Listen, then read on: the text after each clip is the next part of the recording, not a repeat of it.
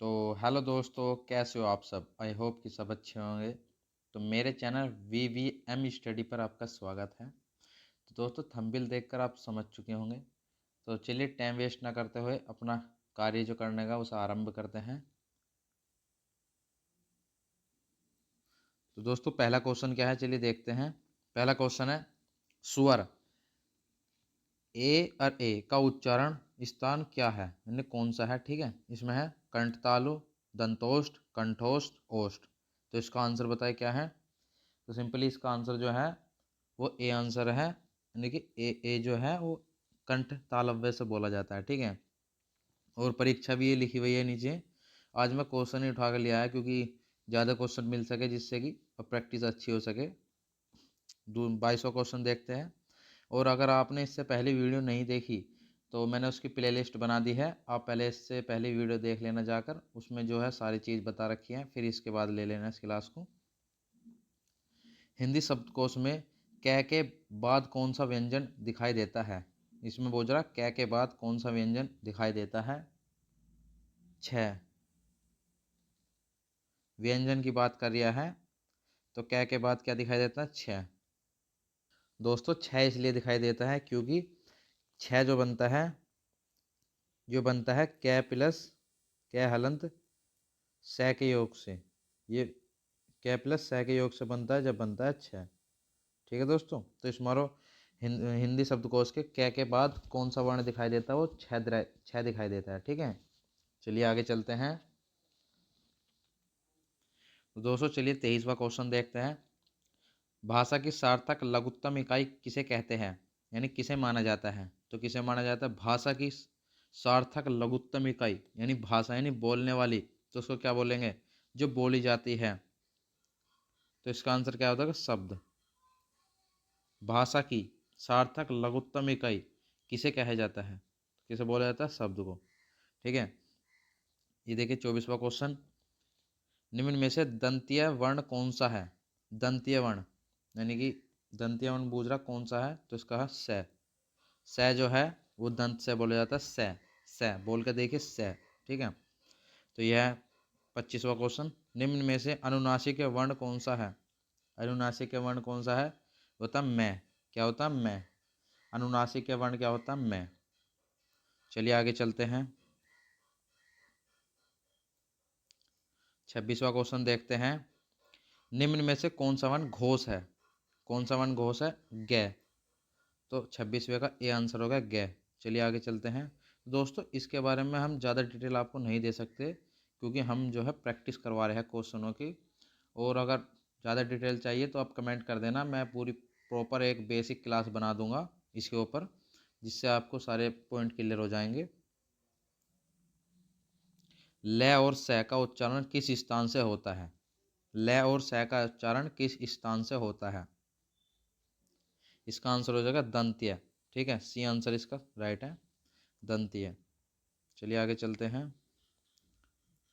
कि इनमें से कौन सी देवनागरी लिपि की वर्ण ध्वनि नहीं है, पूछ रहा। ठीक है, जल्दबाजी में क्या करते हैं लोग, है पढ़ लेते हैं, लेकिन इसका आंसर क्या होगा, इसका आंसर होगा सी।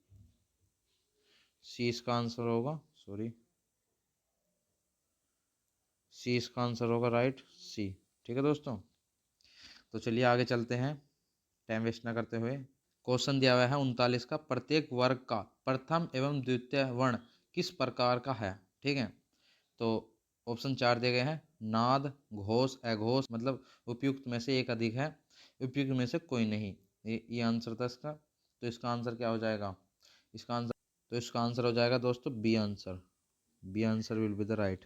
ठीक है, इधर देखिए, निम्नलिखित में से अंतस्थ व्यंजन कौन सा है। अंतस्थ व्यंजन कौन सा है पूछ रहा, तो ए आंसर हो जाएगा इसका, A will be the correct answer. ठीक है, येरा लेव है, क्या हो जाएगा, येरा लेव है। ठीक है दोस्तों, चलिए आगे चलते हैं। स्पर्श व्यंजन कंठ्य ध्वनि अघोष और महाप्राण ध्वनि है। ठीक है, कौन सी है ये पूछ रहा है, तो इसका आंसर क्या हो जाएगा, A answer will be the right इसका है। ओष्ठ्य वर्ण किस विकल्प में है। ओष्ठ्य वर्ण किस विकल्प में है ये पूछ रहा है, तो इसका आंसर हो जाएगा ए, पै फै बै भै। फै फै बै भै। आंसर ए सभी महाप्राण वर्णों वाला वर्ग है। इसका आंसर क्या हो जाएगा? इसका आंसर हो जाएगा सी ख छ ठ, ख छ ठ। ठीक है दोस्तों, तो चलिए और अगला देखते हैं 44वां। जब एक ध्वनि का द्वितीय हो जाए तब वह क्या कहलाती है? तो इसका आंसर क्या हो जाएगा? इसका आंसर हो जाएगा A will be the correct answer, युग्मनक ध्वनि। ठीक है, चलिए आगे चलते हैं।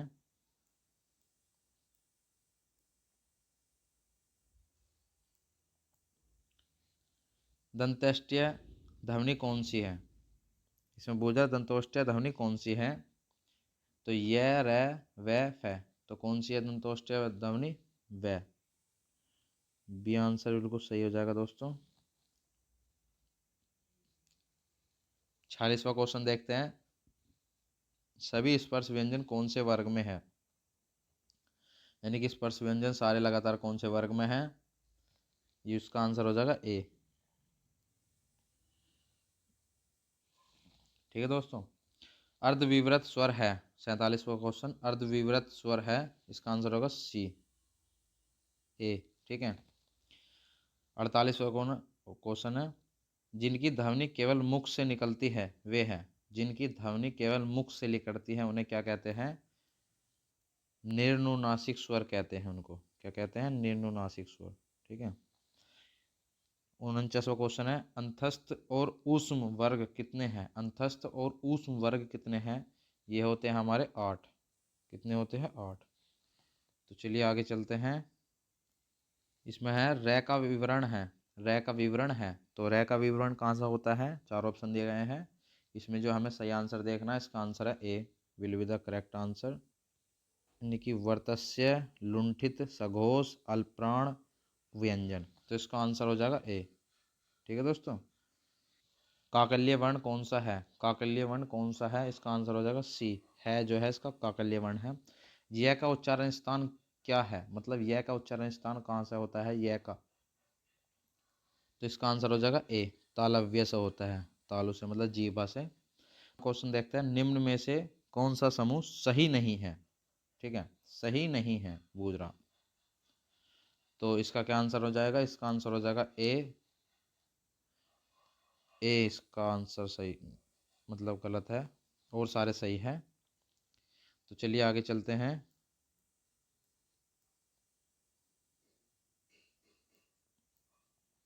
स्पर्श दंतीय अघोष और महाप्राण वर्ण कौन सा है? इसका आंसर हो जाएगा बी थ।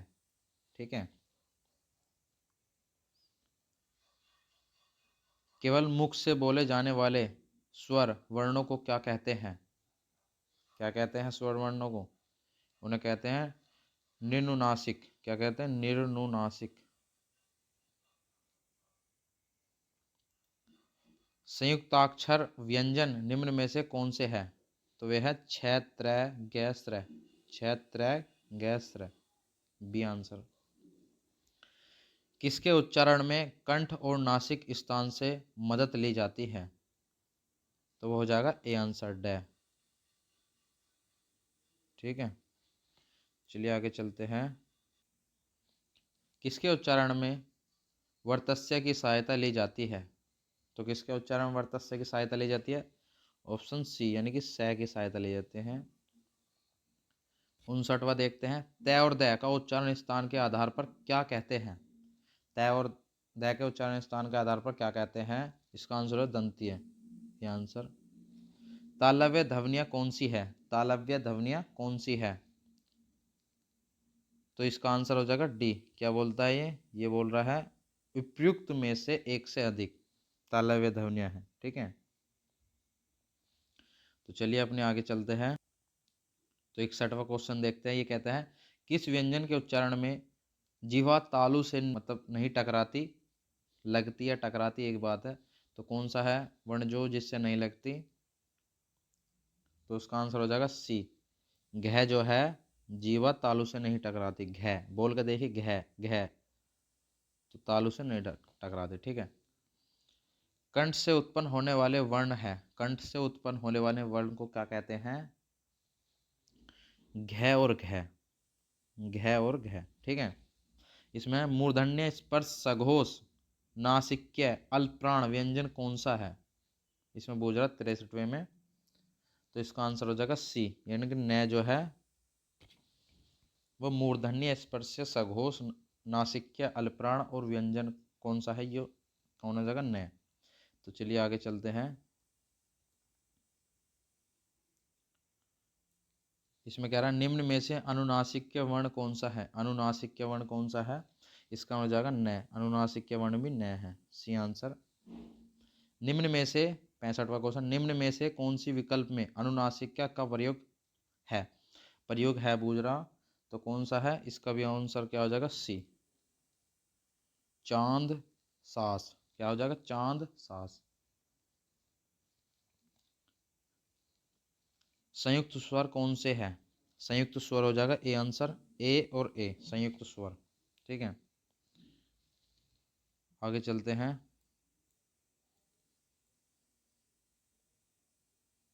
ह्रस्व स्वर, ह्रस्व स्वर, दीर्घ स्वर और प्लुत स्वर किसके प्रकार है? ये पूछ रहा है। इसका आंसर हो जाएगा सी, यानी कि स्वर के प्रकार है। ठीक है।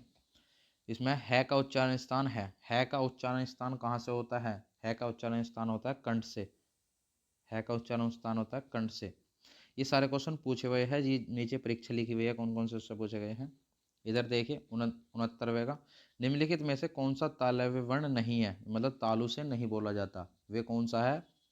वो है हमारा कै। कै जो है तालु से नहीं बोला जाता। ठीक है, चलिए आगे चलते हैं।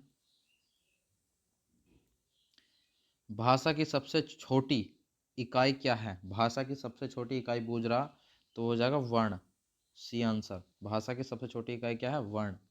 होठों की आकृति के आधार पर निम्नलिखित में से कौन सा अवृतमुखी स्वर है? कौन सा अवृतमुखी स्वर है? तो कौन सा है देखते हैं। इसका आंसर हो जाएगा E, E will be the correct answer. ठीक है दोस्तों, ई। चलिए आगे चलते हैं। 72वां क्वेश्चन देखते हैं। इसमें कह रहा है जीवा के आधार पर स्वर कितने प्रकार के होते हैं? जीवा के आधार पर स्वर कितने प्रकार के होते हैं ये पूछ रहा। 6 प्रकार के, 4 प्रकार के, 3 प्रकार के, 2 प्रकार के। तो कितने प्रकार के होते हैं? दो, यानी कि 3 प्रकार के, सॉरी 3 प्रकार के होते हैं। Option B will be the correct answer. इसमें कह रहा 73वें क्वेश्चन में हिंदी में ध्वनियाँ कितने प्रकार की होती है? इसमें 2 प्रकार की ध्वनियाँ होती है। Option D will be the correct answer. इसमें पूछ रहा मात्रा के आधार पर स्वर कितने प्रकार के होते हैं? मात्रा के आधार पर स्वर कितने प्रकार के होते हैं? 3 प्रकार के। Option A correct. ठीक है, क्या करा अगला क्वेश्चन 75वें में, एक से अधिक वर्णों के मेल को कहते हैं, एक से अधिक वर्णों के मेल को क्या कहते हैं? ये कहते हैं व्यंजन, बोलते हैं व्यंजन। ठीक है, आगे चलते हैं। इसे देखें, जिनका उच्चारण स्वतंत्रता से होता है, जो व्यंजन के उच्चारण के सहायक होते हैं, उसे कहते हैं, क्या कहते हैं? बताइए क्या कहते हैं, कमेंट में जरूर बताना इसका आंसर। इसका आंसर है, नहीं पता तो ए आंसर है इसका, स्वर बोलते हैं उनको। ठीक है, ई च छ ज झ न्य। ठीक है, आदि का उच्चारण किससे होता है?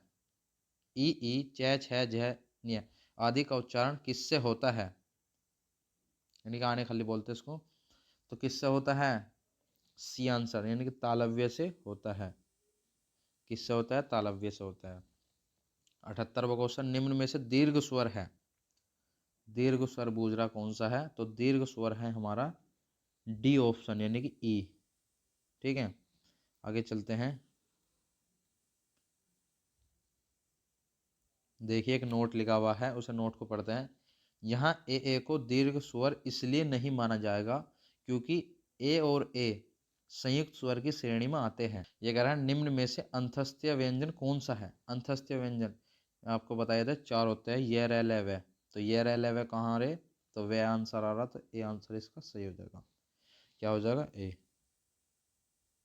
A will be the correct answer. ठीक है, इसमें देखें निम्न में से अल्पप्राण व्यंजन कौन सा है? अल्पप्राण व्यंजन होता है सी, यानी कि घ। ठीक है, गे होता है गे, ठीक है। निम्न में से घोष वर्ण कौन सा है, घोष वर्ण पूछ रहा आपसे कौन सा है, तो डी हो जाएगा जय, घोष वर्ण क्या हो जाएगा जय। तो चलिए आगे चलते हैं। इसमें कहा है निम्न में से ओष्ठ्य वर्ण कौन सा है, ओष्ठ के द्वारा मतलब होठों के द्वारा जो सा बोला जाता है उसे बोलते हैं ओष्ठ्य वर्ण। तो कौन सा है इसमें ओष्ठ्य वर्ण, ऊ, क्या है ऊ। वर्ण तालिका के अनुसार ह्रस्व दीर्घ और प्लुत स्वर क्या है, ठीक है। तो पूछ रहा आप वर्ण तालिका के अनुसार क्या होता है, स्वर होता है वे, तो ऑप्शन सी। तो चलिए आगे चलते हैं। तो क्या कहता है 84वां क्वेश्चन, लिखित भाषा में मूल ध्वनियों के लिए जो चिन्ह मान लिए गए हैं जिस रूप में ये लिखे जाते हैं उसे क्या कहते हैं, ठीक है। तो क्या कहते हैं, लिपि कहते हैं, व्यंजन कहते हैं, ध्वनि कहते हैं, स्वर कहते हैं। तो उसको क्या बोलते हैं, उसको बोलते हैं ए आंसर यानी कि लिपि, ठीक है। यहाँ देखिए पै फै बै भै मै व्यंजन होते हैं, किससे होते हैं, तालव्य होते हैं, ओष्ठ्य होते हैं, कंठ्य होते हैं, दंत्य होते हैं। तो इसका आंसर होता है सी यानी कि ओष्ठ्य। दो व्यंजन जब एक साथ मिलते हैं तो क्या कहलाते हैं, ठीक है। दो व्यंजन जब एक साथ मिलते हैं तो उसे क्या कहते हैं, उसका आंसर संयुक्त व्यंजन, डी बिल्कुल सही। तो आगे चलते हैं, सॉरी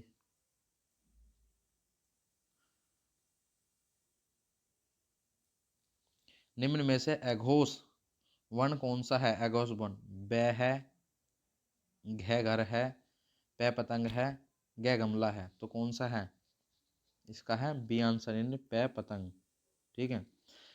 88वां कौन सा, निम्न में से कंठ्य वर्ण कौन सा है, कंठ यानी कंठ के द्वारा जो लिखा था, ई है, बड़ी ई है, ऊ है, ए है। तो क्या होता है आंसर इसका, इसका आंसर होता है ए।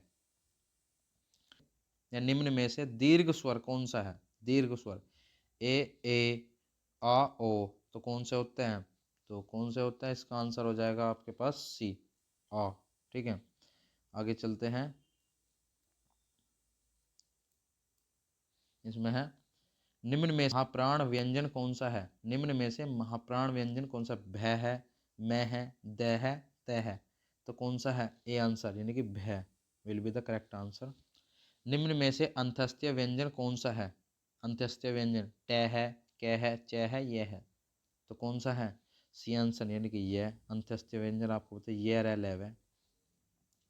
सैघोष वर्ण कौन सा है, सैघोष वर्ण कौन सा होता है, होता है सी यानी कि बै, ठीक है। चलिए आगे चलते हैं। ऊष्म व्यंजन कौन सा है, ऊष्म व्यंजन कौन सा है। तो ऊष्म व्यंजन कौन सा है, ऊष्म व्यंजन है डी यानी कि है, ऊष्म व्यंजन में आता है। तो निम्न में से कौन सा स्वर कंठ तालव्य है, यानी कौन सा स्वर कंठ तालव्य है, ये पूछ रहा है आपसे। तो ऑप्शन हो जाएगा ए कंठ तालव्य, ए आंसर, ठीक है। इसमें पूछ रहा है जिन स्वरों का उच्चारण में नाक से हवा निकलती है उन्हें कहते हैं। तो क्या कहते हैं, मौखिक स्वर, निर्नासिक स्वर, लुंठित स्वर, अनुनासिक स्वर। तो क्या बोलते हैं उनको, उनको बोलते हैं अनुनासिक स्वर, क्या बोलते हैं, अनुनासिक स्वर, ठीक है। तो चलिए आगे चलते हैं। 296वां क्वेश्चन देखते हैं, निम्नलिखित में से कौन सा अंतस्त्य व्यंजन है। आपको मैंने बताया था ये रह लेव है, तो ले आगा, तो इसका मतलब डी आंसर इसका राइट हो जाएगा, डी। इसमें क्या है 97वें अनुस्वार किसका कार्य करता है, ये पूछ रहा है आपसे। तो किसका कार्य करता है अनुस्वार, ए ऑप्शन पंचम वर्ग का, किसका करता है, पंचम वर्ग का। तो निम्नलिखित में से पार्श्विक ध्वनि कौन सी है, पार्श्विक ध्वनि पूछ रहा है आपसे। तो इसका आंसर हो जाएगा सी ये, वो सॉरी ले जो है पार्श्विक स्वर है, ठीक है, पार्श्विक ध्वनि। तो इसमें 99वां क्वेश्चन, निम्नलिखित में से कौन सा वर्ण दंतीय नहीं है, दंतीय पूछ रहा नहीं है जो दांत से नहीं लगकर बोला जाता। तो इसका आंसर होगा च, च, च, च जो है नहीं लगता। तो आगे चलते हैं।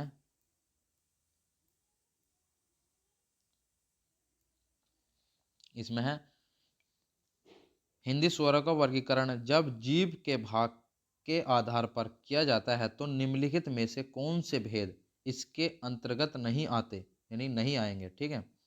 तो इसका क्या आंसर हो जाएगा, इसका आंसर होगा बी विवृत स्वर, क्या आ जाएगा, विवृत स्वर। 101 का आंसर देखते हैं। निम्नलिखित में से कौन सा संयुक्त स्वर नहीं है? संयुक्त स्वर नहीं है पूछ रहा। तो संयुक्त स्वर कौन सा नहीं होता?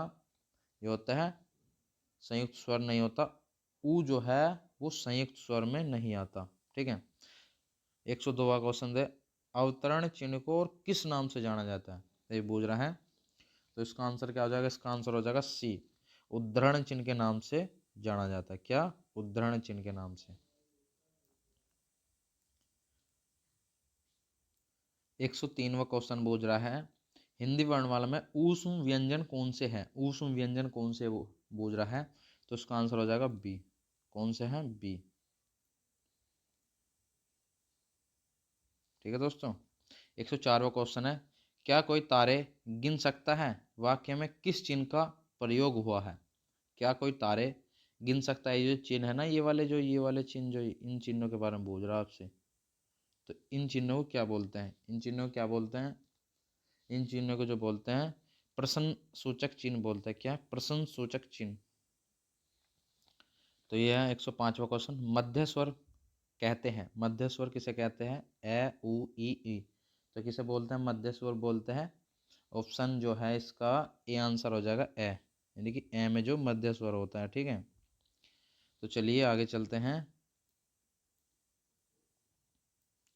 इसमें निम्न में से कंठवर्ण्य है, यानी कंठवर्ण जो है उसे मतलब जो कंठ से बोले जाते हैं उन्हें क्या बोलते हैं? उनको बोलते हैं ए और है विसर्ग। ठीक है। ए और है और विसर्ग। ठीक है। ये सारे क्वेश्चन पूछे गए हैं एग्जाम में, देख सकते हो आप, पीछे लिखा हुआ है। चलिए आगे चलते हैं। 107वां क्वेश्चन है, निम्न में से कौन सा व्यंजन स्पर्श संघर्षीय है? स्पर्श संघर्षीय है पूछ रहा है आपसे। तो इसका आंसर हो जाएगा जय, यानी कि ऑप्शन ए इसका राइट आंसर हो जाएगा जय। 108वां क्वेश्चन क्या कहता है, निम्न में से कौन सा विवरण चिन्ह है? विवरण चिन्ह पूछ रहा आपसे। तो कौन सा है विवरण चिन्ह? इसका हो जाएगा बी, विवरण चिन्ह ऐसा होता है। ठीक है। ये देखिए यूपीएसआई शिफ्ट में पूछा गया, फर्स्ट शिफ्ट में निरस्त परीक्षा यूपीएसआई 2021 में पूछा गया था। ये नजर रखिए आपके सामने, ये जो है इसके बारे में बताया गया है। ठीक है। 109वां क्वेश्चन देखते हैं, निम्न में से विराम चिन्ह दो पृथक सत्ताओं या दो शब्दों को जोड़ा जाता है तो मतलब कैसा होता है उसके बारे में पूछ रहा है। तो कौन सा आंसर हो जाएगा इसका? इसका आंसर हो जाएगा डी ऑप्शन, योजक चिन्ह। ठीक है। इसमें ठीक है। आगे चलते हैं। इसमें है, कौन सी ध्वनि महाप्राण नहीं है? कौन सी ध्वनि महाप्राण नहीं है? तो ऑप्शन बी इसका राइट आंसर हो जाएगा, महाप्राण नहीं है। ठीक है। ऑप्शन बी इसका राइट आंसर हो जाएगा, महाप्राण नहीं है। 111 क्वेश्चन है, भाषा विज्ञान की दृष्टि से ऊ किस प्रकार का स्वर है? ऊ किस प्रकार का स्वर है ये पूछ रहा आपसे। तो ऊ पश्च समृत है। कौन सा? पश्च समृत। ऑप्शन ए इसका राइट आंसर हो जाएगा। हिंदी वर्णमाला में व्यंजनों की संख्या कितनी है? ये पूछ रहा, हिंदी वर्णमाला में व्यंजनों की संख्या कितनी है? तो ऑप्शन सी इसका राइट आंसर है, 33 व्यंजन है। ठीक है। चलिए आगे चलते हैं। ये कहता है, हिंदी शब्दकोश में छह का क्रम किस वर्ण के बाद आता है? छह का क्रम किस वर्ण के बाद आता है? अभी हमने थोड़ी देर पहले ऐसा ही एक क्वेश्चन किया था। तो इसका ऑप्शन हो जाएगा सी, छह क्रम। तो छह कैसे बनता है? छह बनता है, आपको बताई थी अभी। चलिए वहाँ पर पीछे बता दी थी। चलिए आगे देखते हैं। 114वां क्वेश्चन, कौन सा ऊष्म व्यंजन नहीं है? ऊष्म व्यंजन पूछ रहा आपसे, नहीं है। तो ग जो है वो ऊष्म व्यंजन में नहीं आता। ठीक है। फिर हो जाए संयुक्त व्यंजन ग, यानी कि ग ज्ञानी बनता है, किससे बनता है? संयुक्त व्यंजन ग ज्ञानी जो है वो किससे बनता है? वो तो होगा ग गमला पल्ले वाला, तो इससे पूछ रहा ग ज्ञानी वाले को। तो किससे बनता है? ऑप्शन देख लेते हैं आप एक बार। ये बनता है जय प्लस ण के योग से, ये बनता है। ठीक है। तो ये पूछे गए हैं, ये सारे लिखे हुए हैं परीक्षा। चलिए आगे चलते हैं। इसमें देखिए, वह व्यंजन है, वह जो है व्यंजन है, कौन सा है? अंतस्थ है, अघोष है, महाप्राण है, ऊष्मी है। तो कौन सा है वह व्यंजन? कौन सा है? ये आंसर इसका हो जाएगा राइट, अंतस्थ। ठीक है। ये पूछ रहा है 117, निम्न में से कौन सा संयुक्त व्यंजन नहीं है। संयुक्त व्यंजन नहीं है आपसे पूछ रहा, तो फै, गैज्ञानी, छह छत्रिया, त्रै त्रिशूल, कौन सा नहीं है आपसे पूछ रहा, तो उसका आंसर हो जाएगा ए, फै जो है वो संयुक्त व्यंजन नहीं है। संयुक्त व्यंजन का मतलब होता है जो किसी के मेल के योग से बने हो, जैसे ये जो तीनों अक्षर है, ये तीनों अक्षर मिलकर बने हैं। निम्नलिखित में से महाप्राण व्यंजन है, महाप्राण व्यंजन कौन से होते हैं, इसका आंसर हो जाएगा डी, तो घ जो है वो महाप्राण में आता है। तो दोस्तों अगर आपको क्लास अच्छी लगी हो तो लाइक ज़रूर करना, शेयर करना एंड सब्सक्राइब जरूर करना, और क्लास देखने के लिए आपका धन्यवाद। ठीक है दोस्तों, एक स्माइली के साथ क्लास ख़त्म करते हैं। और हमने आपको बताई थी, अगर क्लास नेक्स्ट पार्ट है तो कमेंट कर दिया करो यार, हौसला बन जाता है थोड़ा सा। तो नेक्स्ट पार्ट